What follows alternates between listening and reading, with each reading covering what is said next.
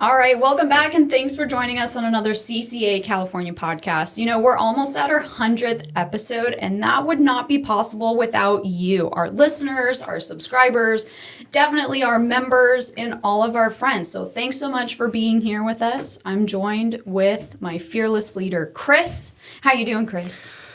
Doing good. We're almost in June. Halfway point through the year, so we're rocking and rolling. I'm excited for the summer. And we're a week into Star right now. A week into Star, that is correct, and it's been a thriller to say the least. There's been a lot of entries into that, right? Yeah, where's yours? It'll be this coming weekend. Yeah. Next weekend. Yeah. The famous, this weekend. No, we got that trip coming up. That is true. Darren, we see you. This is our third week in a row. I think Third week in a row. You're on with us. Is that a record? Winning Have we had a streak. record yet? Yeah. New record. Well, we have a very special guest here with us. We have a new friend. I'm joined with Benjie Kim. You guys, if you don't know who he is, Benjie, why don't you tell us a little bit about yourself? How's it going?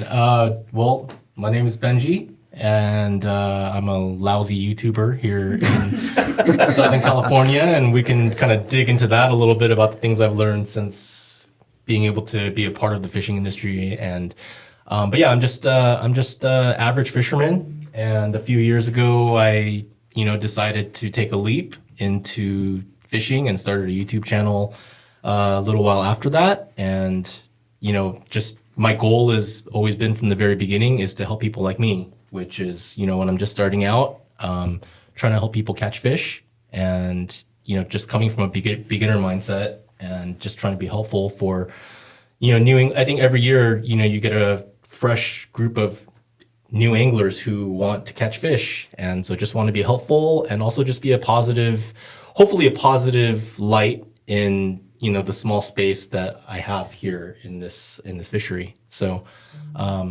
it's me in a very small nutshell, I guess. Excellent. Well, let's start off with YouTube. How is the channel going, and really, how did you get started? Tell us that story. Yeah, so this might be a little bit longer. I'll try to keep it brief. So I actually started, for me, growing up, I was actually a preacher's kid. I grew up in a very, very religious home, and my dad was a pastor.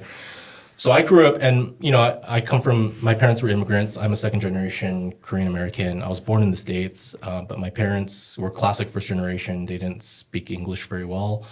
And yeah, I grew up in a very, very religious home. And actually, I followed my dad's footsteps. So I graduated from UC Irvine with an English degree. Nice, Long. Oh, really? Not UC Irvine, SCSU, but English. Okay, yeah. Cool. Yeah, so I did that very, very, very, very Using long it time today, ago. too. Yeah, seriously, it applies to everything, right? Scripting things out. Yep. I eventually went to seminary, got a master in divinity, and I became a pastor too. So really? I did that for about 10 years. I actually, kidding. from the bottom of my heart, felt like that was my life calling, and I have no regrets about that path. I mean, it was genuinely who I was at that time, and so very, very passionate in that world for about 10 years. So I spent, my time in the nonprofit world, and long story short, transition from that life. And from that, it's kind of like, what do you do with a degree in theology and 10 years of experience in religious work? And you want to get a job in the real world, right? So yeah, I started selling paint. I was not expecting that. Yeah, I had a buddy that was working for Sherwin-Williams, and he got me an interview. And eventually, so I said, let's go. So I ended up running a Sherwin-Williams store for 2 years, or trained for 1 year, ran a store for another year, won a President's Award. I probably still don't know anything about paint, but I think I was pretty good at customer service and just taking care of people, and just a lot of things I didn't know, but just taking care of people, and that helped for that year. So won President's Award. They gave me a promotion to become a sales rep after that 1 year mark, and I was in my President's trip suite with my wife, and I called the person offering the promotion, and I said, I got to step down. I said, no thank you to the promotion, and I'm putting in my 2 weeks. Oh, no. Long story short with that was I have 3 kids. This was a while back, and my middle son was having some severe behavioral problems, like severe, like getting phone calls multiple times a week. He was kicked out of multiple daycares, and then by the time he got to kindergarten, he was in a SDC, a special day class. And there was violence, and there was just all sorts of stuff going on. So I'm sitting in the store. My wife works full time. I'm working full time, 60 hours a week, and we're getting phone calls and grandpa's having to go, Oh, yeah. And so, at the end of the day, we made a decision, like my wife is the breadwinner anyway. She makes way more money than me. And so we decided, hey, we could get by if I became a stay-at-home dad, And so that's kind of how that decision happened. So, cool. And thankfully, like my son has come like so far, like to this very moment, so grateful. I mean, he's very high functioning autism. So, but in those beginning stages, we didn't know what the heck was going on. Right. And, like we all want our kids to be quote unquote normal, even though nobody's normal. But What's normal? yeah, what's normal, right? So, so it was during that time I became a stay-at-home dad where I was in charge of all the pickups and dinners and all that stuff. That's when I had already started fishing, but it was around that time where I was really in a dark night of the soul, transitioning from my previous life and just going through a lot of things personally. And fishing was something that I had stopped doing. I did it pretty fervently when I was a kid, but I gave it up in my 20s. And so in my early 30s, I was like, man, I really miss it. And so I have 2 cousins, Andy and Richard. My cousin Andy is a very good angler, and so he's just green bass though. But I had him set me up with something decent, and I just started fishing again. And I had never surf fished up to that point, which is kind of my thing. And Irvine Lake at the time had just closed down, and so that I was green bass fishing too, but that was the one local lake that was kind of where you go if you live in Orange County, like it's, in my opinion, it was just a great fishery. So I was like, where do I fish? And then it just hit me, like as a kid, one of my uncles used to always have a coffee grinder, when we go camping, and he'd go down to the surf and he'd be catching perch with sand crabs. That was like when I was 5, and I never did it, and hit me, I'm like, dude, the surf is everywhere. That sounds awesome, And so I went into Big Fish Tackle in Seal Beach, and there was a little book there by Bill Varney. The Light Line I was going to ask about him, yeah. Yeah, the Light Line Revolution. Light Line Revolution. I was like, what? Like, this is crazy. Like, you can do light line surf fishing? Because the whole 13-foot, like, heavy thing, like, bring the cooler down, that's not really my style, And so I'm like, that's insane. So I bought that book, and I was, like, completely hooked. And that's kind of how I started surf fishing. Was really into that. I put about probably a good 2 years into it. And then it was kind of like, that's when I had the dream, like, what if I were able to do a YouTube channel and succeed? And then what if I would be able to do that as a job?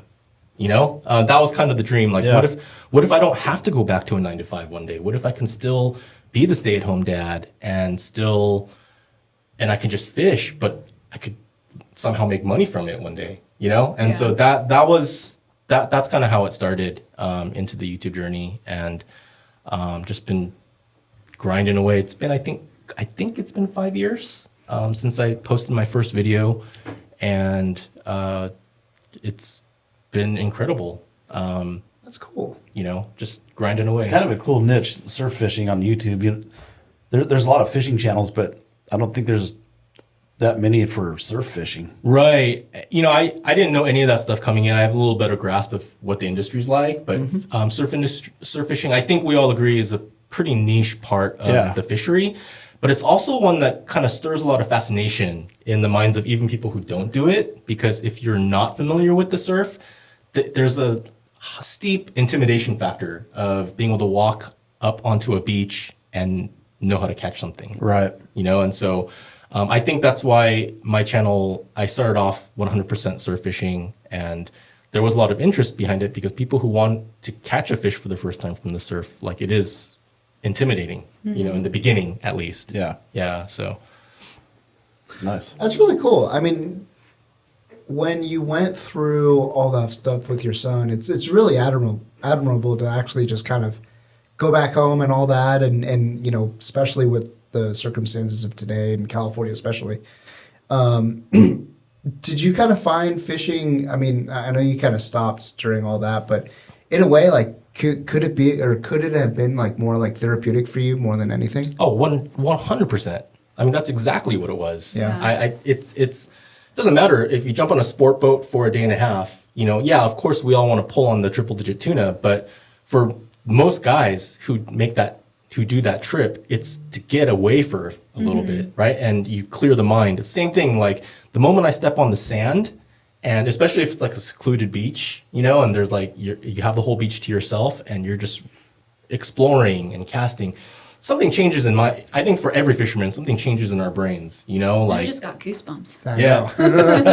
it just clears your mind. And so whatever you're struggling with in that moment, for the 3 hours that you're out there fishing, whether you're catching or not, like something changes, and then you kind of hopefully regain that positivity that we live in a dark world, Yeah. It's rejuvenated. Yeah. And so, we're all, it was mental health for me for sure. Yeah. A big part of it, is just going out there. And so, I came from a world of drama, and so fishing was my escape. Fishing 100% was my escape, like what you were asking. And so that's actually part of my commitment and part of my brand. I don't say it often, but internally it's what drives me to keep doing what I'm doing, is because fishing, when it's at its best, we're doing that. All of us are doing that, spreading positivity, sharing that stoke, and, just forgetting about everything else for a little bit, so. What, as far as surf fishing goes, what's your home turf?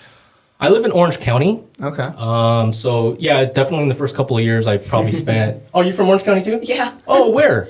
Anaheim. Oh, cool. I live in Cypress. I know Cyprus. What? Really well. I played soccer. So I was on a national team when I was younger. So we would Big play at Cypress College all the time. Okay. That was like our home field and where we would practice, and then we would just travel all over. I live 6 minutes from there. My wife walks on that track every day. Does she really? Yeah, Small yeah. world. Yeah. Orange County. That's cool. We're cool. Sorry. Yeah. But yeah, Orange County. And then I think part of my exploration and just journey, I know San Diego decently. Like I at least know and I'm familiar with most stretches of sand from here, like Carlsbad down to South San Diego. Orange County, North Orange County, South Orange County is kind of like my home turf, I guess. Yeah. Have you ever been up north to like Halama and Santa Barbara and all that? I fished, excuse me. I fished Santa Barbara a few times, more recently, I think in the past year. So I think I fished as far as the Central Coast. So Central Coast, I enjoy doing a couple times a year. And then I've done a couple of like week-long road trips where I just jump in the car and then I'll drive up to Central Coast or Santa Barbara and just work my way down. Nice. Very cool. Yeah. What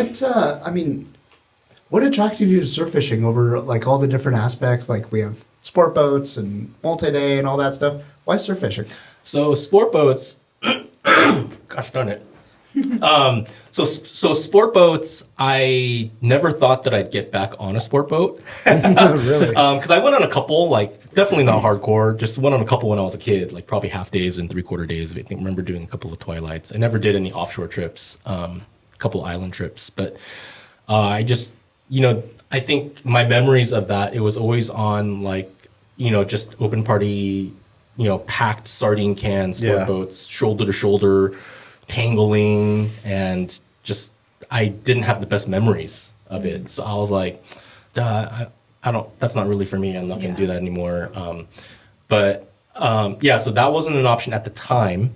And then, like we mentioned, the Irvine Lake thing shutting down. So it just, I fell in love with it. I fell in love with just, I don't know, using sand crabs and just being able to catch fish like right there. And then it kind of evolved into, when I started, I didn't even know we had halibut in our waters. And I caught one on a gulp sandworm, like on accident, you know? kidding. And it was like this big, like, 10 inches. Sure. But I was like, what? We have halibut. And that started me off on this long journey of wanting to catch illegal halibut and trying to understand how that works. And then,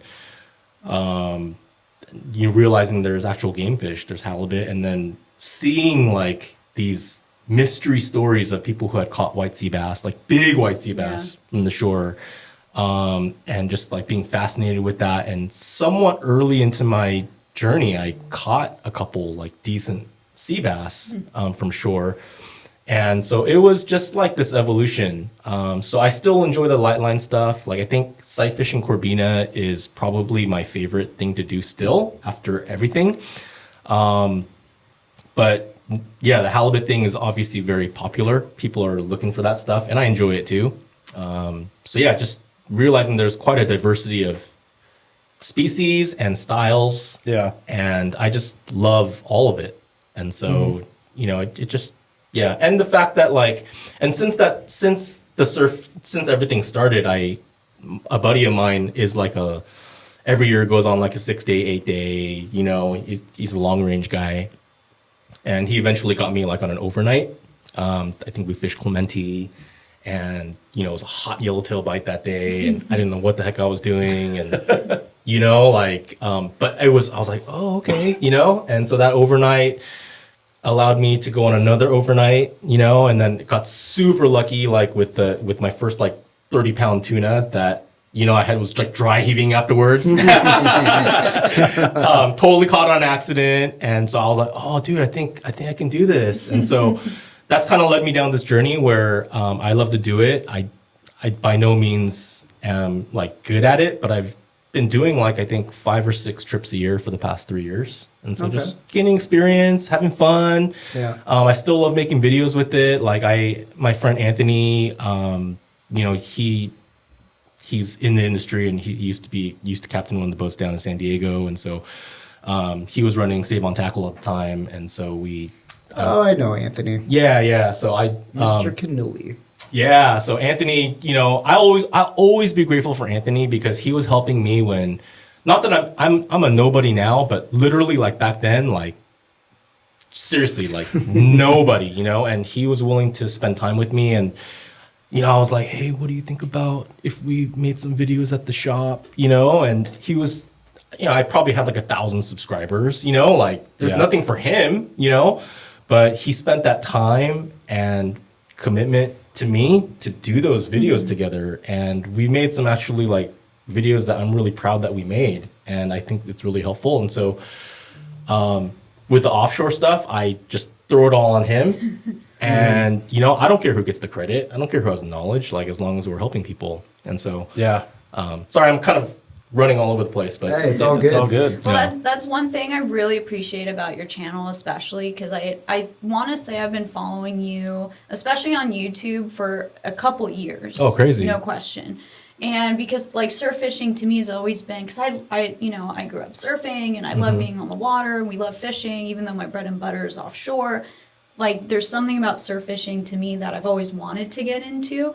But with your channel, you make it so easy for people to watch. And as you know, there's so much content. There's so much content out there that people are pushing out, and sometimes they're right, and sometimes it's just them fishing. It's like, well, that's not really, I can't really learn from just a POV of you winding, know. And one thing I appreciate about your channel is how you break down many of your videos. You talk about what you're using, you look at the conditions, and you really make it accessible for a beginner like myself to watch it and be like, oh, like I feel comfortable enough to take the information that I learned from your video and go out there. But I'm still intimidated to go out on a crowded beach. I don't think I'm there yet.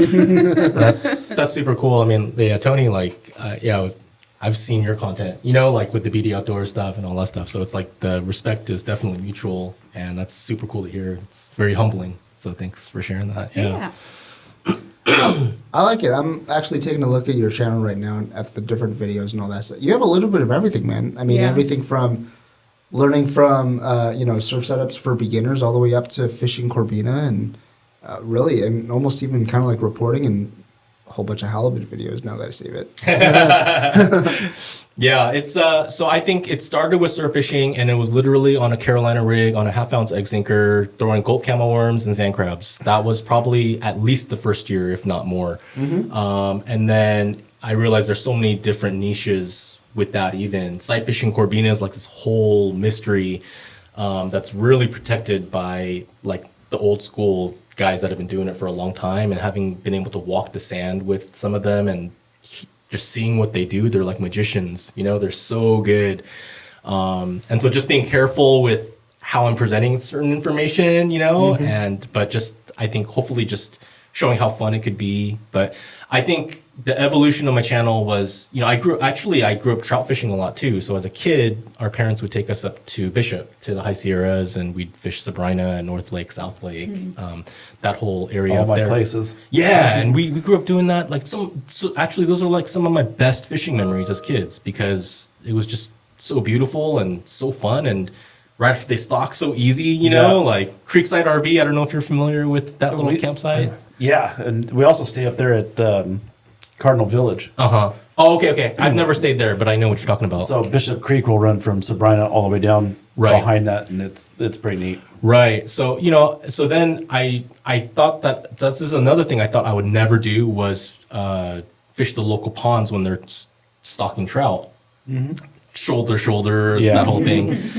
But I was like, I actually got to meet some of the younger guys out there that are doing it. I went out a couple times. I got to meet some of them. They're really cool, and they're super nice. And so I started doing it, and then I've made a few videos trout fishing too, because there's a lot of guys during the winter, and that's generally dead season, right? For the offshore, and even from the surf, it's not that great. So, but they're throwing fish into these ponds. So, I consider myself like, I would love to be like, I think one of the things that makes the SoCal fishery and the SoCal fishermen so amazing is the diversity of fishing that the average SoCal fisherman partakes in. Yeah. So I get goosebumps. I get so stoked when I meet someone at a local pond, fishing 2-pound tests with mini jigs, and then we start talking, and their main thing is actually catching 100-pound tuna.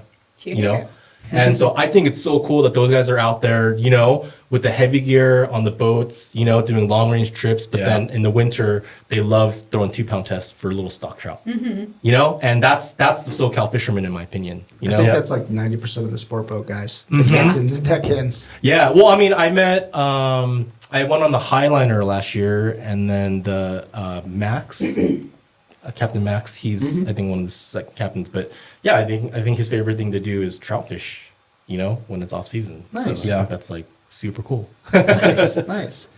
In terms of YouTube, how, I don't want to say easy, but how difficult is it actually building up, basically subscribers and your numbers and all that stuff? How long does it take? And kind of give us an insight in the background and trying to build that channel. Yeah.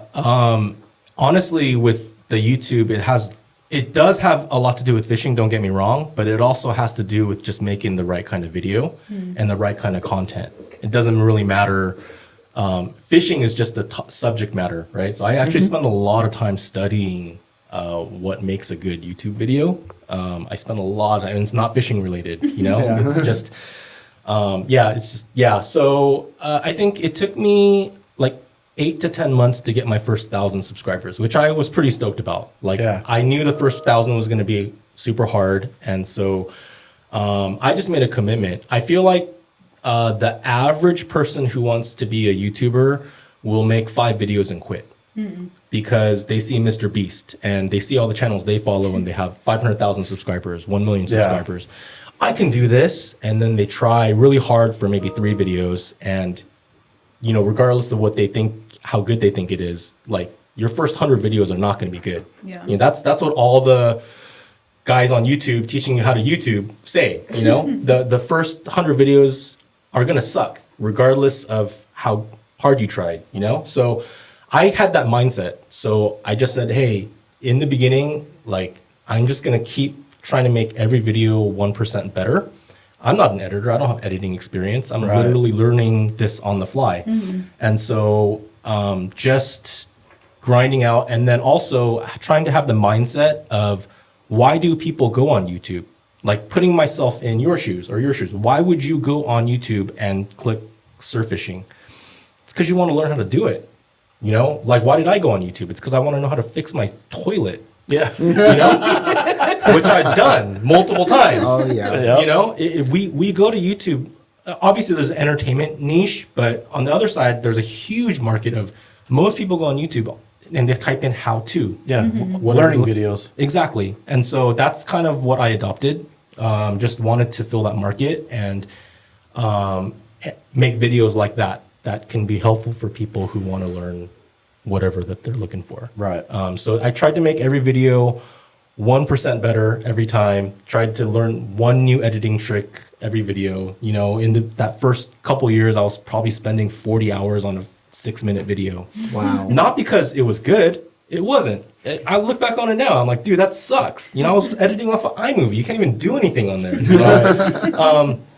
But I was just stressed out over, how can I do this right? You know, and how can I present this? And so I still think that I'm not good, but I'm proud of even the first videos, I'm proud of it because I did my best. So that's just my philosophy, is when you make videos, number one, YouTube is a long game. It's not an overnight game. Yeah. And so if you're not in it for the long haul, then unless you're just doing it for fun, like if you want to be a YouTuber and grow, then it's a long game. And the first however many years, even up to now for me, I mean, if you're trying to make money, you know, forget about it, you know? Yeah. I think if you are committed to it and you stick with it, that's why I'm still doing it. My belief is that I can get to a place where, you know, I am able to live off of it fully, you know, and, you know, really make it. And then you can do different things with that. It's the same thing as any business that you might, any brand that you start. I think it's the same thing. Yeah. Well, speaking of long term, like, do you have any like long term goals as to where you want to get to with YouTube and all that? I'm not a spring chicken, you know, I'm 46, you know, and so, dude, you look like you're 20. Dude, my hair's thinning. That's why I wear hats. Dude, life is like a vapor, man. It goes so fast. I can't believe, like, my oldest son's 15. Wow. Like, it's crazy. Like, what the heck, you know? Yeah. But with all that said, I mean, my goal is I would love to keep doing this, and I would love to just keep making videos, and I want to build that loyalty. Like, credibility and trust are super important to me. You know, like, I don't want to be the guy that's just selling something, you know, and I'm a horrible business person. I don't know how to run a business, and I don't know how to make money, and I would love to learn a little bit about that, you know. But I think also, like, I want to build the brand right first. So long term, I would love to keep doing it for the rest of my life. I would love to do this where hopefully, like, 10 years from now, we'll be well into the 100,000 subscribers, maybe million, you know, 10 years down the road, you know, and just grow it. And then I would love to just do it more casually as I get near retirement. And I would love to just maintain it, you know, drop videos here and there. I would love to travel with my wife, fish the world, drop videos, and just keep being helpful. That would be, like, ideal. And then the great thing about something like YouTube, though, is once you have made it, it's residual. So, you know, like, the viral videos that you've made in the past, they're going to keep giving. And so that's the beauty of YouTube, is as you continue to build, then, you know, later on, I think the payout can be, like, pretty advantageous. For sure. Well, speaking of traveling the world, I mean, you don't have to narrow it down to one, but what are a few places on your bucket list in which you want to go, either surf fishing or fishing in general? I think right now, South America, like the whole peacock bass thing, that sounds super fun. I see some, you know, big acquaintances. bucket list thing for me too. Yeah, acquaintances and friends like doing that, and that seems amazing. I've actually surprisingly been able to travel a decent amount, not decent amount, a lot, but like last year for our anniversary, and my wife was gracious enough to let me do fishing out there. Got to fish Japan, and nice. Like, the owner of Lucky Craft hooked me up with the owner of Teckle Lures, and he's kind of, I mean, he's known in the green bass fishery, but he's definitely JDM and like a small company, but his topwater stuff is well respected, even in the States. And so he took me out on his boat in Osaka, and we got to catch sea bass, and how cool. like that was super fun. I was able to do a trip to Belize, fishing the flats, and caught some bonefish. Didn't get any permit, no tarpon. Florida is actually, I know that's not like the world per se, but I would love to. The Florida fishery I haven't done.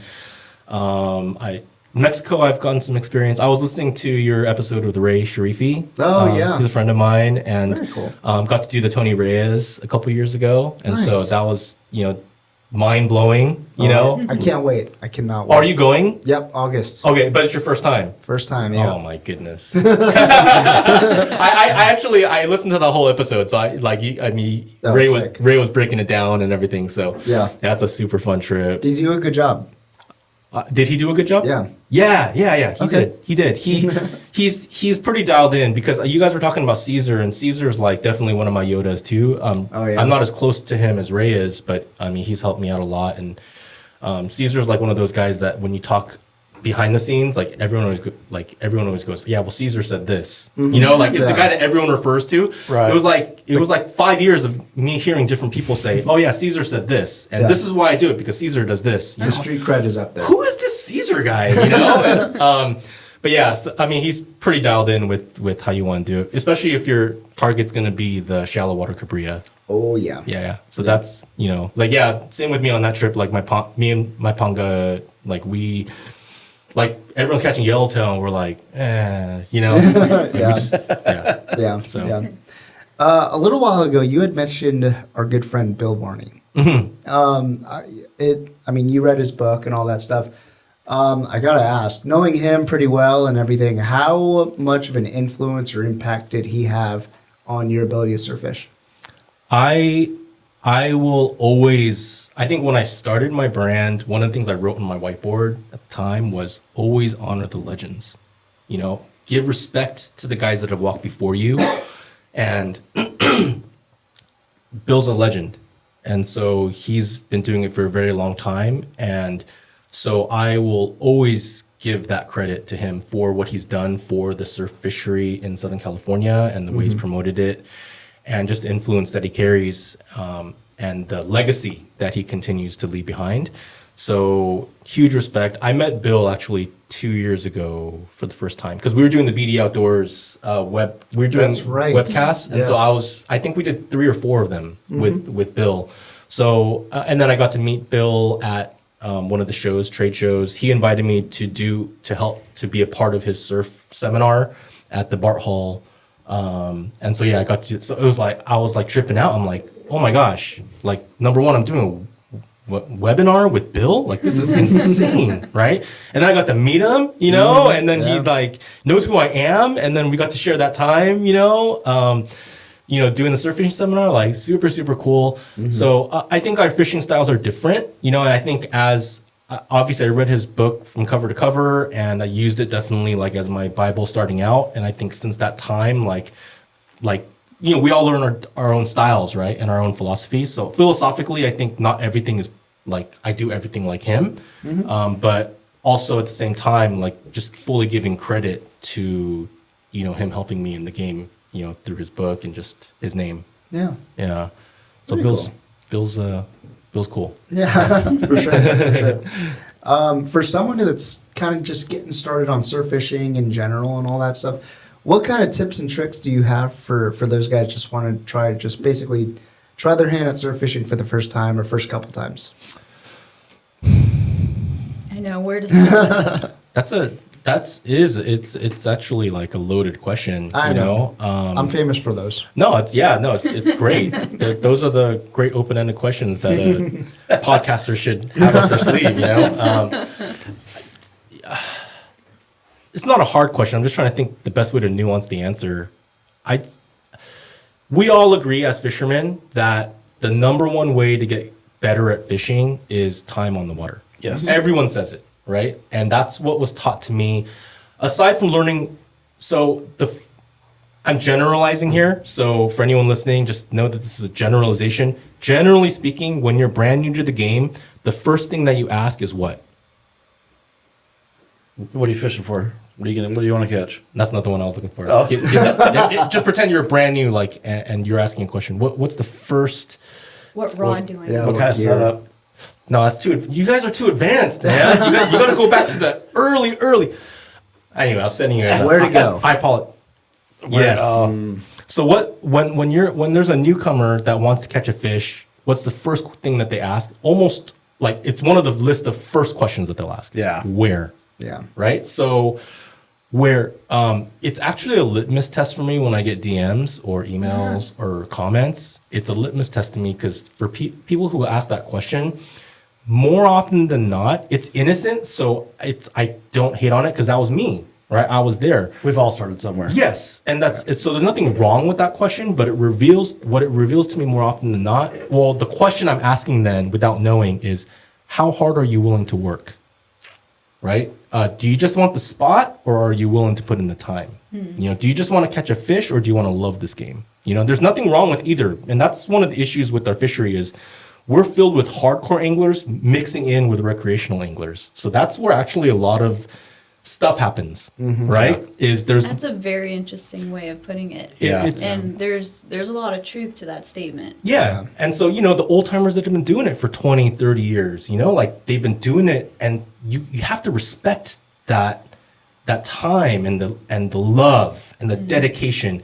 And then you see the Guggen, right? You see the Guggen, oh yeah, like they have like certain gear and they're like, yeah, but this is like their second trip, right? And then they have opinions, right? And they're not trying to be that way, they're just new, and so that's where a lot of stuff happens. And then like, spot burning, like all this stuff, that's, I believe it's, if we understood, the way the fishery works, like in a basketball, if you play rec league basketball, right? Even if you show up to the courts, generally speaking, if you go to a gym, there's an A court and a B court. Right? Generally speaking. Intramurals too. Yeah, intramurals. Exactly. Right? Like there's different levels and you kind of put yourself where you belong and then you become separated, right? But imagine if all that was together, it would be kind of a mess, But cluster. Yeah. Cluster for, with another word behind it,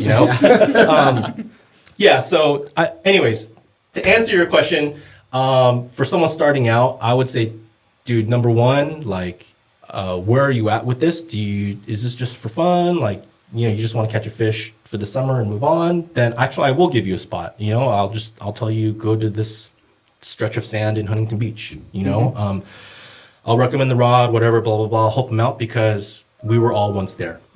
Right? Am I interested in anything more than that? No, my job is to be of service to everyone that is not being mean. And so, I'll do that. My heart's not really behind it, but I will do my best to be helpful, right? What really gets me going, gets me excited is when someone messages me and I can tell they're hungry. Number one, they never ask me where, right? Because they already get it, right? And they're new, but they want to grind. Yeah. And that, like, I'll give them the world. I'll give them the world because I see it too. And I see, like, my friend, I have a pretty dedicated subscriber. He's like a channel member now. His name is George. Started surf fishing for the first time in November. Worst time to surf fish. Actually, November is like December, January. But not great. And especially this winter, it was raining every weekend. The guy was out there 5 days a week. Wow. Like at least 3 to 5. And he's just grinding, and it's like. I respect that so much because that was me 5 years ago. Like I was just walking along the sand, like why is my leader knotted up? What happened? Like doing all the silly things, and he's just going through the process. Like I want to give that guy the world, right? Like you asked me for a spot, I'll give you a spot because you're demonstrating to me like the commitment, So yeah, just time on the water, and I think like just dialing in your gear. I do think that's not 101. I think like dialing in your gear is 102 or 103 maybe, 101 is just go to Walmart, get an ugly stick, and get your cheapest reel, I was going to say, like, surf fishing can be expensive, but it doesn't have to be. It doesn't have to be. I think like one thing I've learned, and you guys can correct me if I'm wrong, when it comes to gear, generally speaking, you get what you pay for. Like, I think if you buy like a $40 reel, like it is going to corrode a lot faster. And there's exceptions to that, you know, like there's a $500 reel that I purchased a couple of years ago, and it started corroding pretty fast too. But the surf is a special place, man. You know, not every reel is created for those conditions. Right. I was going to say, like, you have just starting with the sand alone. I mean, so much opportunity for corrosion, for malfunction, and all that stuff. I mean, you almost have to treat it to where, like, not even dipping in salt water, like that kind of status. Yeah. Yeah. You know, like some gear just holds up well. Yeah. You know, like I don't like to fish like thinking about that. So I just fish and whatever happens, happens. Yeah. I don't dunk my reels on purpose, you know, but when I am hunting halibut and sea bass and stuff like that, I'm sometimes up to here in my waders, you know, and you're going to get it wet, you know. But that, like, I don't think about it too much. Some reels, there are some reels that hold up pretty good and they're pretty bang for buck, you know. You know, obviously I just joined Akuma this year, so I'm still learning their products, but like, Congratulations, by the way. Thank you. Good people over there. Dude, yeah, I'm very humbled and super grateful to be a part of that team for sure. But yeah, I'm you know, their reels are like the same RHD and Inspira, and then my favorite reel is the ITX CB. I've been using them since January, just fishing them hard, not thinking about it. Haven't had any issues, you know. I think use them. Don't want to dip them in the sand, you know, but if you do, it's okay. You know, just rinse it. You just, you know, after every session, freshwater mitt, tighten the drag, freshwater mist, you know, and then loosen the drag, and I just put it on a little microfiber cloth. What rods are you using? Right now I'm using, so I was with Phoenix, so I was using all that stuff, transitioned over to Akuma. My go-to like halibut rod right now is the Akuma Rockaway SP 10 foot M plus. It's a great rod. I think what I love it for is it's rated 1/2 ounce to 3 ounces. Right. So it has it's a very versatile rod. Yeah. And I think it's a rod that you can do a lot of different things in different parts of the coast. So that rod crosses over where a lot of stuff you can fish in SoCal, you can't fish in NorCal. But a rod like that, I have the sensitivity to enjoy the SoCal fishery, and then I can take it up to NorCal and it'll hold up, you know, given the range. So that's a good one. The Rockaway SP series is probably what I'm most familiar with. There's an 8'6" medium light that I use for like little perch and corbina. Yeah. Super sensitive. Like, can I just say, like, I was like, before signing with Akuma, I hadn't used any of their products, and so I didn't know what to expect, and so that was a little bit scared. But the reason why I'm bringing it up now is like I'm like so relieved and happy because I actually love their gear. Yes. And so I just needed. So do we. Yeah. So, So that's, you know, from a gear standpoint, I think it is true. You take care of your gear, it'll take care of you. I've had surf reels last 4 years, no problem. Yeah. So perfect. Are you doing anything special in terms of maintenance or anything like that, or is just really just taking care of it? That's not really my I'm not good about opening up reels. And so I can service the drag washers and like grease things up a little bit. I think what I have found to be helpful with spinning gear is I do like put like cow's grease and like or you can just do whatever grease. I'll actually grease inside a little bit more heavier than any other reel because I want that sand to not move freely if it gets inside there. You know, I want it to catch. So it might slow the reel down a little bit, but I think you catch, you know, the little grains of sand that might pass through. And I think that's helpful for some reels I've used. I mean, from a technical standpoint, you know, when a lot of people think of surf, they think of the 10-foot rod and the big spinning reel. I mean, what are the differences between using, like, the rod you just mentioned and using something a little bit smaller? Like, I know guys that'll fish the surf with, like, a little 4'8" little trout rod with super light line. So fun. You know, what are the differences? What are the advantages of each? What's preferred? Is there something that's better? I don't know. Yeah, I'm just a finesse guy, and I enjoy finesse fishing. And I think the benefit of finesse fishing is sensitivity and feel, and you just feel more in control of the gear. So, like with certain rods, like if you're halibut fishing, I fish on the lighter side with halibut and sea bass. There are guys that are using heavier sticks, like inshore rods, and things like that. And the benefit of using heavier gear is when you catch that one fish that you're targeting, you can pull on them, and especially if you're fishing reef and stuff like that, like you can do what you got to do, to bully those fish out of structure and things like that. Like what you might lose out on is like the sensitivity of your fishing style. Like to me, like the lighter stuff is just more enjoyable. The drawback of that is you lose out on the pulling power potentially, right? So I think it's just personal preference and how people do it, and so yeah. So I have kind of an oddball question. So it's kind of a weird connection that kind of just popped into my head. Now, with you having a YouTube channel, would you consider that, because I'm guessing you don't really guide that often or at all or anything like that? I do not. In a way, wouldn't you kind of consider your YouTube channel in a way guiding because of the content of your videos that you produce and all that? I hope so. Yeah. Yeah, in an indirect way, it's kind of like you are a guide, but you're not really a guide. I really am humbled to even have you ask that question, and that would be my hope. Like genuinely, that's how people know my channel. I think I am very careful with social media on revealing like locations, and I think I am careful with it. And this is where like, man, I think I need to make a video. I think I'm getting ready to finally make a video.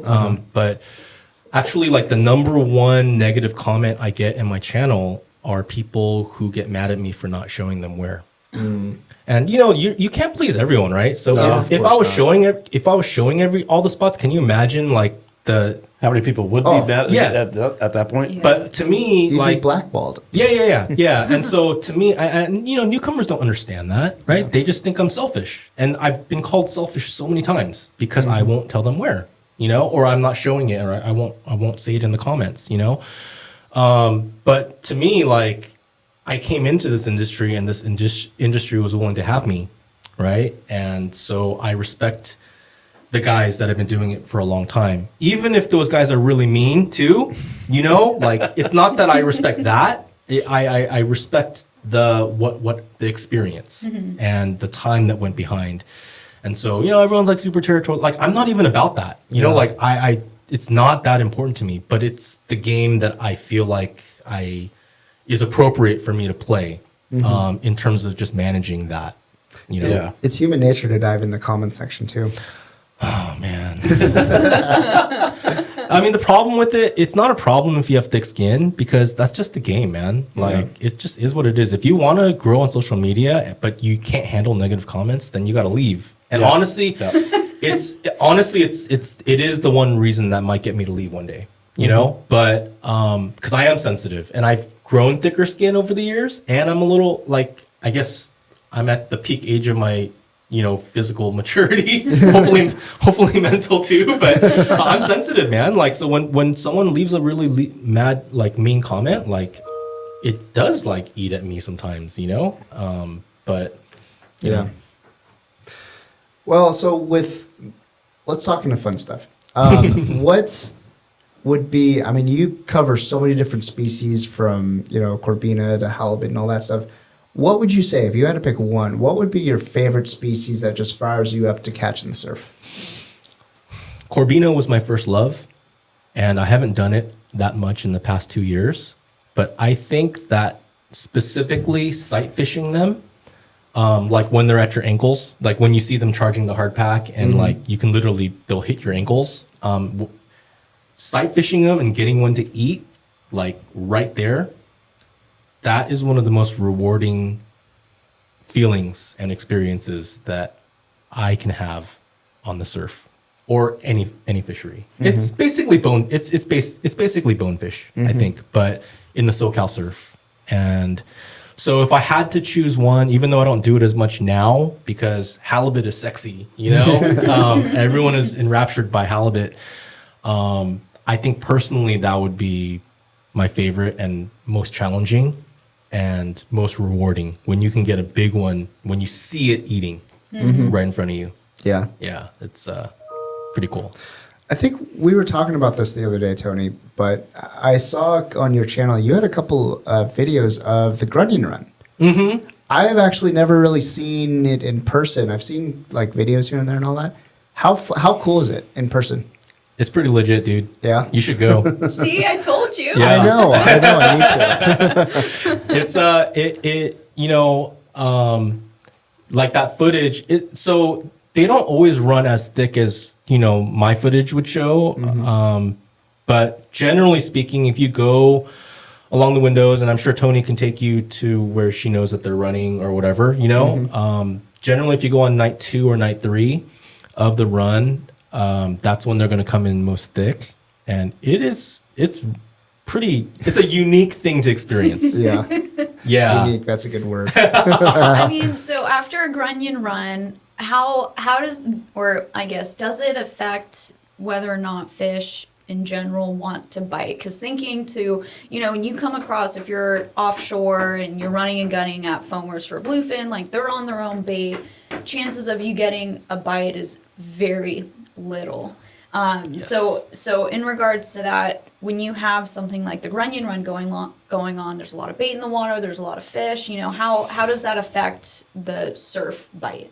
Anything that I'll say is anecdotal. I don't have any science behind it. It's just everyone has an opinion. Some people speak it as fact. We don't know. I think that the one benefit of fishing the grunion run is I do believe, and again, this is still an opinion and anecdotal, but for sure it seems like the predator is coming close. So that's a benefit, right? And I think from the surf, if they're not in close, you ain't catching nothing, right? So that I think is, if that's true, is incredibly helpful.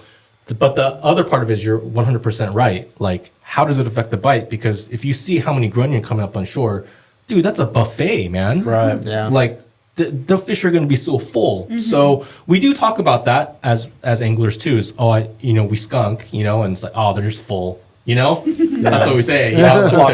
It might be true, it might not be. I don't know. But so I think like if a grunion run is coming, the theory holds like maybe fish like the day before the start of the run because their grunion are already approaching and the predators are probably there too. But I mean, I've had great days in the middle of a run. I've had great days right after the run, Yeah. Like, where's the science behind? We don't know, Yeah. We're just guessing. Yeah. I mean, and similarly, like thinking of the red tide. So we went surfing yesterday morning, right? Red tide, it was absolutely disgusting. And to the point where you couldn't see like a foot underneath the water. But what we could feel were all the stingrays. So we were thinking, all the predators are pushing up close. So, does a red tide affect the conditions as well? Again, anecdotal. For me, it does. I think when the water's, when there's like a red tide or if the water's dirty, for me, the fishing in general seems to be not as good. I like when I get to the beach and it's like clear, and I think that just has to do with presentation. I don't know. I mean, darker lures when it's murkier water, I mean, that should help, things like that, obviously. But I think when the water is just clear, it's just easier to get something in the fish's face. Yeah. Maybe that's why I catch more, I don't know. Yeah. Interesting. Yeah, it's all things to think about. I know. Right. Like fishing, I think a lot of people don't realize how dynamic fishing is in general, whether you're fishing from the surf or you're offshore. Like it's like my mom, she would tell me, we'd get off the trip and she's like, so did you catch anything? I'm like, no, like we had a really tough day. And she's like, you don't even see land? Like how is that possible? Like you're in the middle of the ocean. I'm like, Mom, you'd be surprised. Like we don't see anything for hours and hours, and they Days. just don't want to bite. Yeah. So it's like it's always impressive to me, like approaching other fisheries and finding out like what works and what doesn't work, and just the adaptability of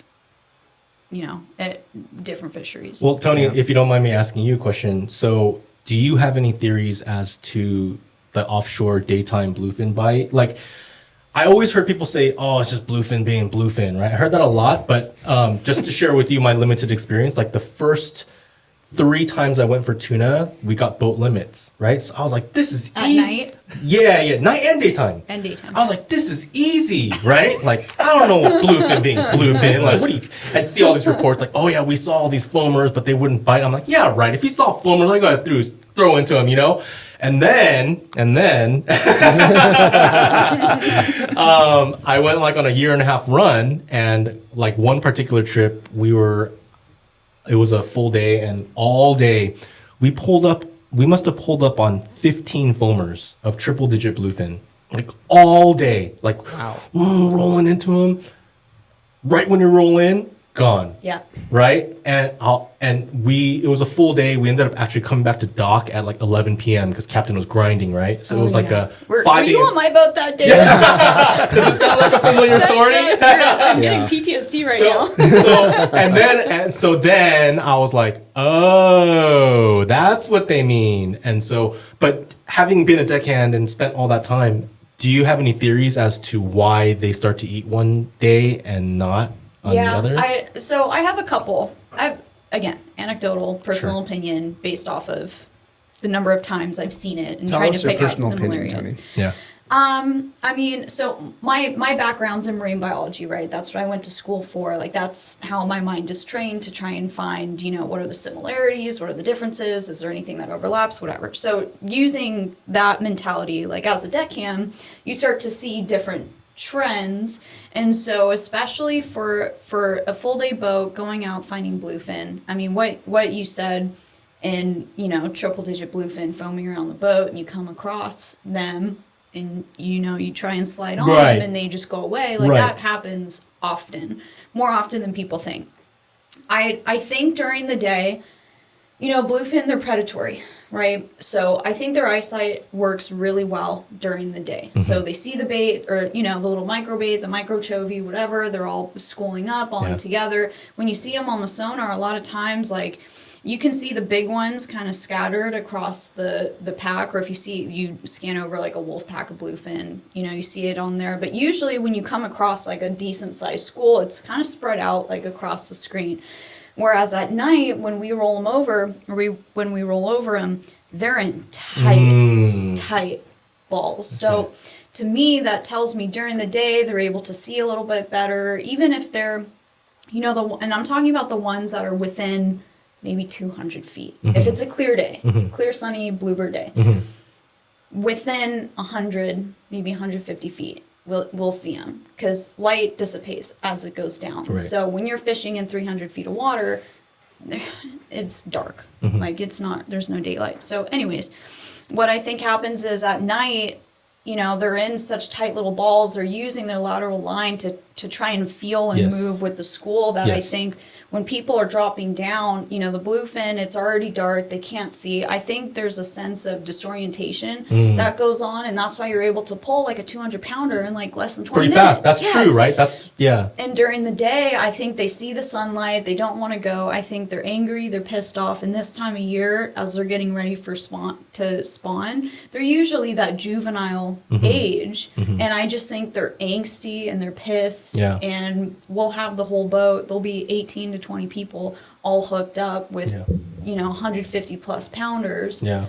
With everyone's lines just going straight out to the horizon, and you may catch one out of that 20. So I've always thought it's such a different dynamic, being a full day boat or just fishing for bluefin during the day versus at night. For sure. So rant over. Thank you. That's super cool, man. Yeah, I appreciate that. Yeah, it's just fun to talk about and interesting to just try to understand. And I think that's what part of fishing is too, right? Just trying to understand exactly what is going on in the minds of these. And adapting and being okay with changing what you're using, because a Yes. lot of times, like, and I'm sure it's the same for surf fishing, you know, when people are fishing bluefin, it's like, oh, I'm gonna have this set up and I'm just gonna drop down this weight, but it's like, well, maybe they don't want the jig that day, maybe they want the live bait presentation. Yep. So And it's small live baits sometimes. small darty jigs, Yeah. not the big, you know, 600-gram jigs, Right. you know. So it's one of those things. I think fishing in general is just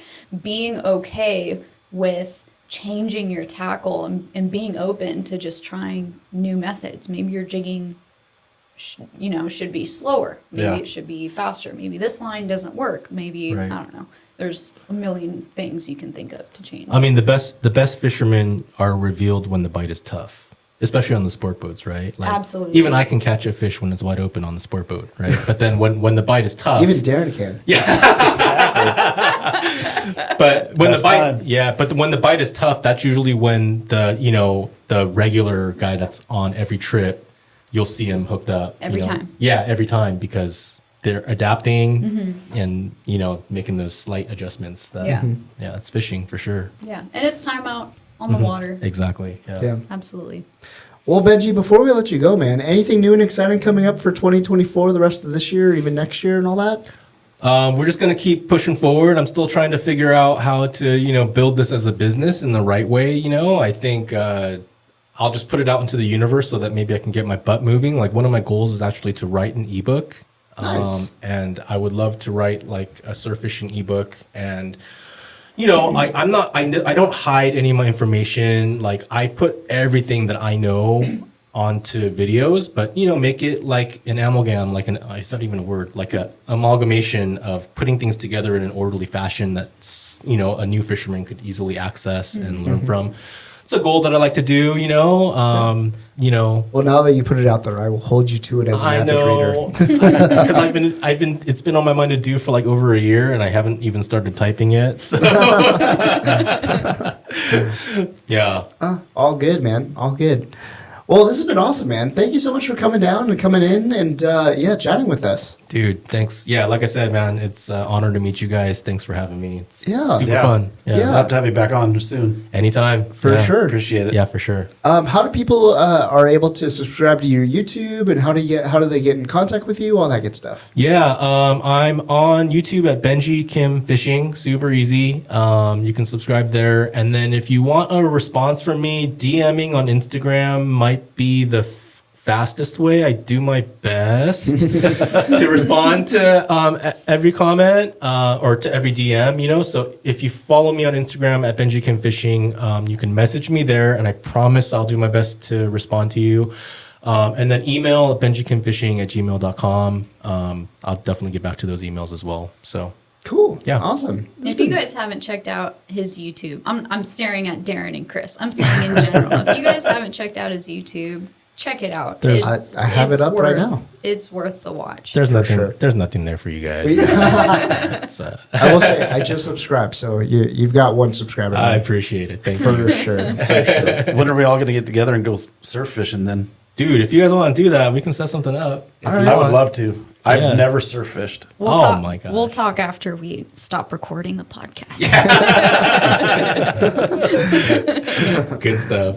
Awesome. You want to take us out, Tony? I think so. Well, that is another awesome episode. Benji, thanks so much for stopping by.